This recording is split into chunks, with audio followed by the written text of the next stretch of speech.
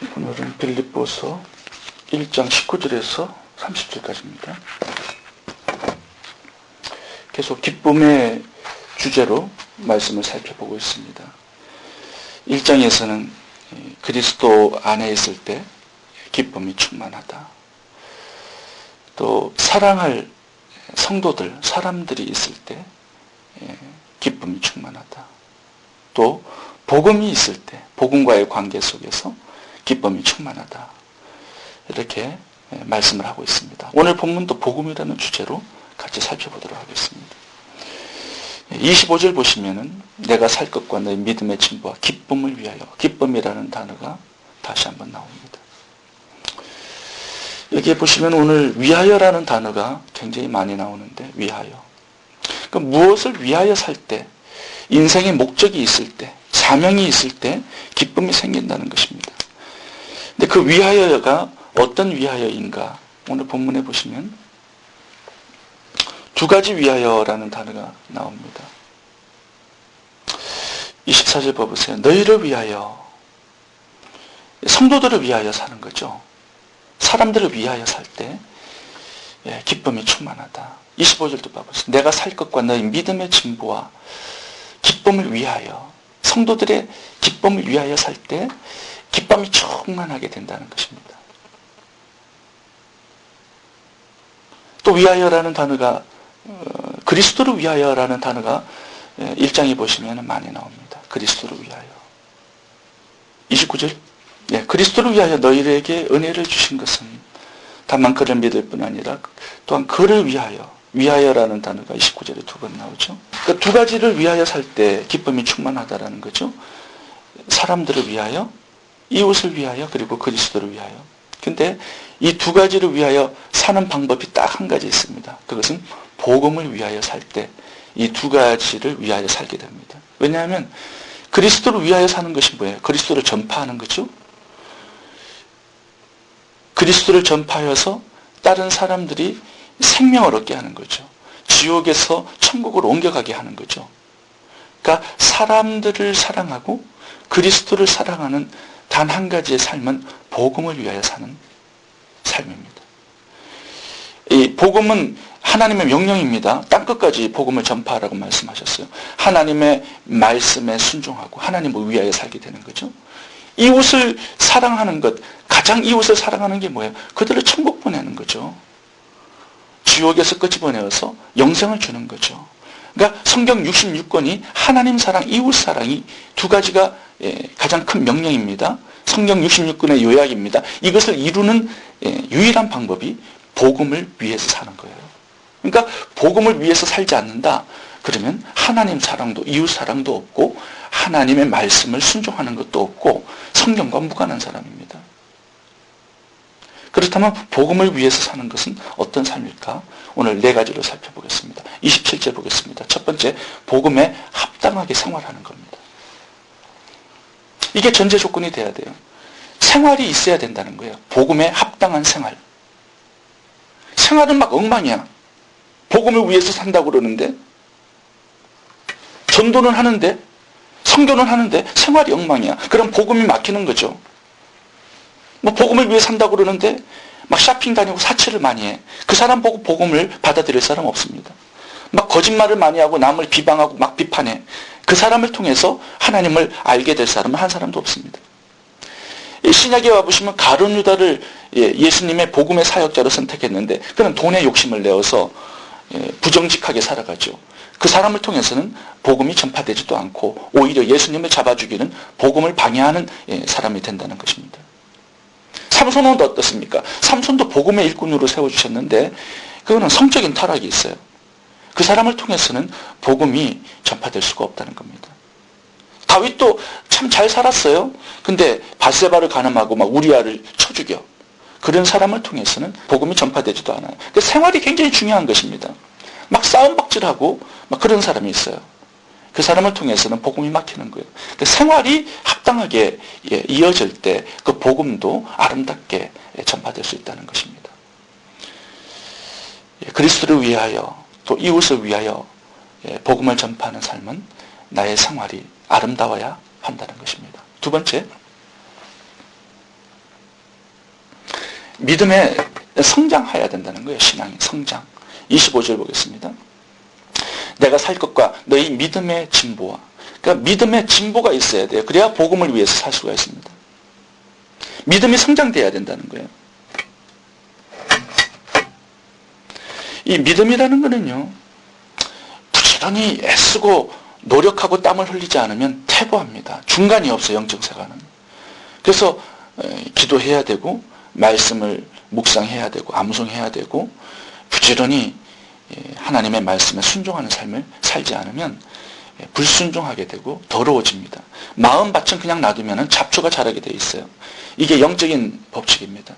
그러니까 부지런히 진보하지 않으면 부지런히 타락하고 퇴보하게 되어 있는 것이 영적인 생활의 법칙입니다. 이 믿음이 진보하고 성장하기 위해서는요, 먹어야 합니다. 먹어야 성장이 돼요. 하나님의 말씀을 많이 섭취를 해야 됩니다. 사모하고 또 묵상하고 또 연구하고 공부하고 이런 생활이 있어야 돼요. 말씀을 가졌으면 활동해야 돼요. 그렇지 않으면 신앙이 죽습니다. 그러니까 성도가 부지런히 구제도 하고 봉사도 하고 전도도 하고 선교의 활동이 있어야 믿음이 자라는 거예요. 이게 복음을 위해서 수고하고 애쓰고 투자하고 활동을 해야 한다는 겁니다. 한 달란트를 받은 악하고 게으른 종이 있죠. 이 달란트를 숨겨놓고 활동하지 않았습니다. 투자하지 않았습니다. 어떻게 돼요?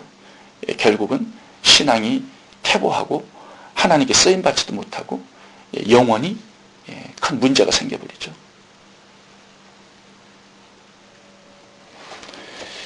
저는 이 믿음이 성장하시는 성도님들을 이렇게 보면은 참 나누는 것을 잘합니다. 나누는 거. 이 나누는 것을 참 잘할 때 신앙이 많이 성장하는 것을 볼 수 있어요.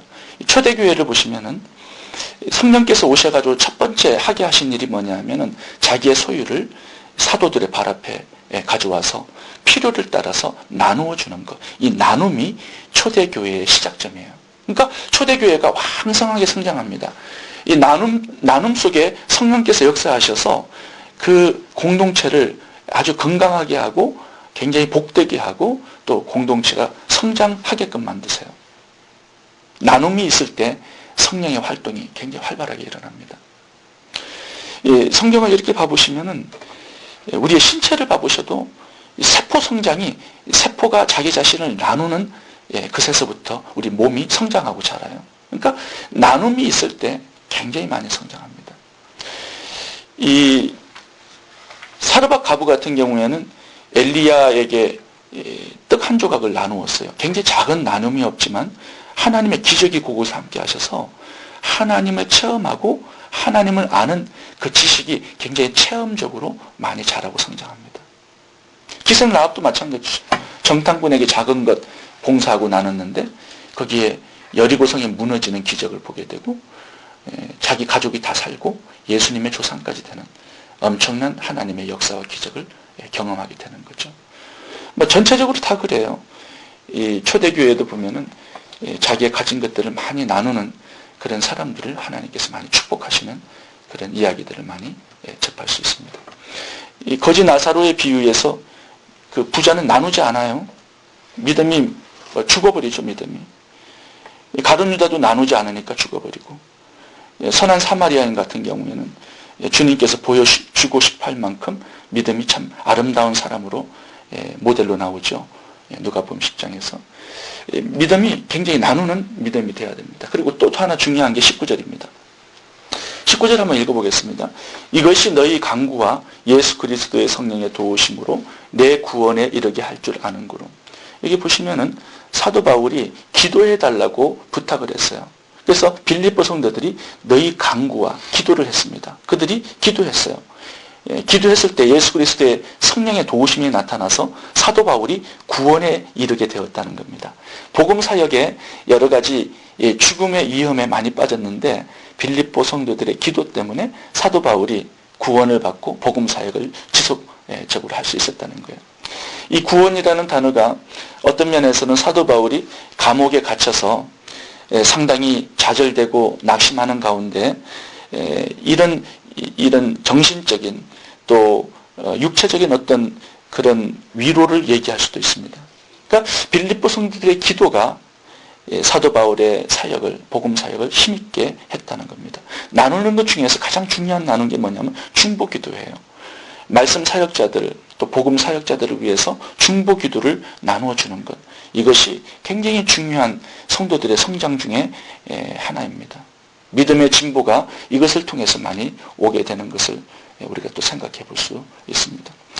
이 갈라디아서 보면은 이 말씀을 받는 자는 말씀을 전하는 자와 모든 좋은 것을 함께 하라고 말씀하죠.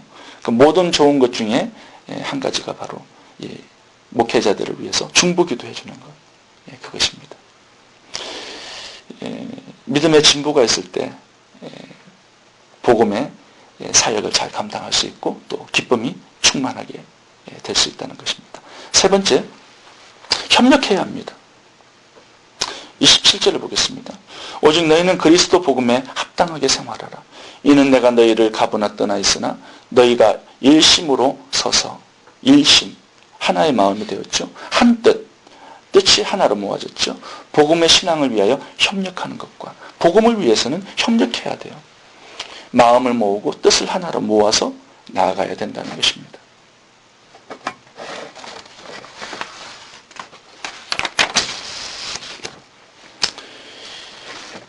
이 하나가 되지 못하면 나누어지고 복음 사역은 막히게 되어 있습니다.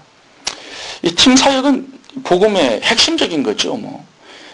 한 사람으로서 복음 사역은 감당할 수 없기 때문에 이 하나님도 보면 성부, 성자, 성령 이 삼위일체가 연합하여서 이 구원 사역에 뛰어드십니다. 아담과 하와 팀으로 창조되어서 하나님의 지상 명령의 사역을 이루도록 하셨죠. 예수님도 보시면은 12명의 제자들과 함께 지상 구원 사역을 이루어 가시고 또 전도 사역을 파송하실 때도 둘씩 짝을 이루어서 나가게 하셨습니다. 기도할 때도 두세 사람이 함께 기도하라고 말씀을 해주셨고 모세도 보면 출애굽기 17장에 보시면 아론과 홀을 데리고 올라가서 기도하죠. 영적 전쟁은 혼자 할 수 없습니다. 그래서 팀을 이루어야 돼요. 하나님의 나라는 연합의 나라고 팀워크의 나라고 상부상조의 협동의 나라입니다. 교회도 성장하는 교회를 보면은 협력자들이 참 많아요. 목회자들에게. 선교도 보면은 후원하는 사람이 있어야 되고 또 선교사로 나가는 사람이 있어야 되고 또 기도해주는 기도의 후원자들이 있어야 되죠. 또 선교 단체가 있어야 되고 하나님의 나라는 협력하고 팀을 이루지 않으면 마귀를 이길 수가 없습니다. 연약한 사람들이라도 힘을 합하면 엄청난 하나님의 복음 사역을 이룰 수가 있다는 거죠. 사도 바울도 보면 로마서 16장에 36명의 동역자들의 이름을 기록하면서 그의 성공적인 사역을 감사하는 것을 볼 수가 있습니다. 팀워크를 잘 구성할 수 있어야 된다는 것입니다. 마지막으로 보겠습니다. 마지막에 필요한 게 뭐냐면 고난을 잘 이겨나가야 한다는 겁니다.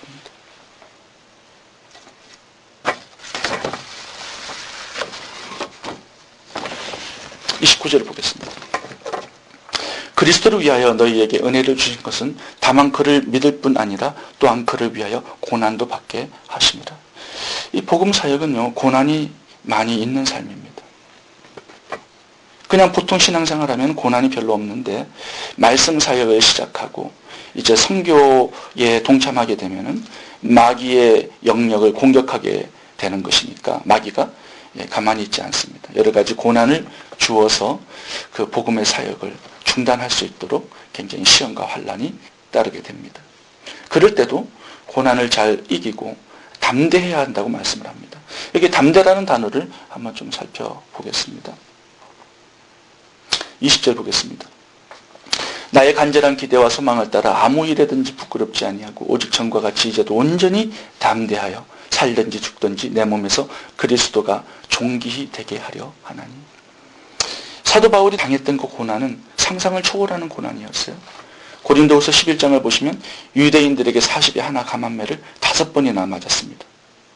그러니까 39번의 매를 5번 맞았으니까 200회의 큰 매를 맞았다는 거예요. 3번 태장으로 맞았다고 그러는데 그 태장은 이 채찍의 끝에 쇠를 달아서 때리면은 이렇게 잡아 끌 때 살점이 딸려 나오게끔 그렇게 만든 태장이에요. 이거 여러 대 맞으면 병신이 되는 거죠. 살점이 다 떨어져 나와서. 그 사도 바울의 몸에는 자기가 그리스도의 흔적이 있다고 말씀하는 게 바로 이 부분이에요. 뜯기고 맞고 상처당하고 엄청난 어려움을 많이 겪었죠. 또 3번 파선했죠. 배를 타고 다니면서. 일주일을 밤낮으로 기품에 지냈다고 얘기합니다. 여행의 위험, 강도의 위험, 동족의 위험, 이방인의 위험, 바다의 위험, 강야의 위험, 형제들의 살해의 위험, 수고하고 애쓰고 여러 번 자지 못하고 줄이고 목마르고 굶고 춥고 헐벗었다. 눈물이 날 정도죠. 이런 어려움 속에서도 그는 복음을 포기하지 않았습니다. 초대교회에도 보면 복음 때문에 사자밥이 되고 화형을 당하고 카타콤 생활을 300년이나 해야 했습니다. 앞으로 우리가 666 시대를 맞게 될 것입니다. 동일한 고난을 우리도 받아야 한다고 말씀을 합니다. 이렇게 고난을 당하는 게 이상한 일이 아니고 과거에도 있었고 지금도 있고 앞으로도 있을 거라고 말씀하세요. 그래서 팔복 중에 하나가 마지막이 의를 위하여 핍박을 받는 자는 복이 있다고 말씀하세요. 천국이 저희 것입니다. 베드로전서 4장 13절입니다. 오직 너희가 그리스도의 고난에 참여하는 것으로 즐거워하라. 그의 영광을 나타나실 때 너희로 즐거워하고 기뻐하게 하려 함이라. 로마서 8장 18절. 색강 끝에 현재의 고난은 장차 우리에게 주어질 영광과 좋게 비교할 수 없도다. 하나님께서 우리에게 고난을 주실 때 감당할 수 있는 고난만 주시겠다고 말씀하세요. 넉넉히 이길 수 있다고 말씀하십니다. 복음에 합당한 생활을 하게 되면 고난이 옵니다. 고난을 잘 이겨나가시고 고난에도 담대할 수 있어야 한다고 말씀합니다. 그래야 하나님께서 영광을 받으시고 또 많은 사람들이 구원을 얻게 될 것이다. 이렇게 말씀을 합니다.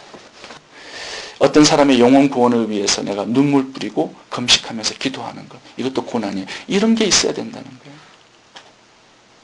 선교를 하기 위해서 내 물질의 희생, 이것도 고난 중에 하나. 이런 것도 있어야 한다는 거예요. 이게 복음에 합당한 생활입니다. 때로는 복음을 전하다가 조롱받기도 하고 욕을 먹을 때도 있어요. 이런 고난이 있어야 한다는 겁니다.